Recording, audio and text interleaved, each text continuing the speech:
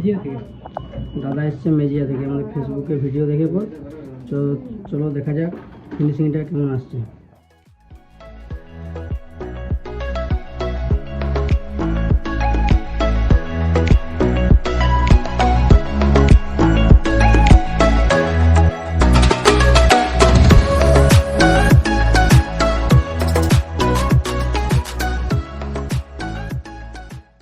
দাদা বলো কেমন কাজটা আমাদের লাগলো?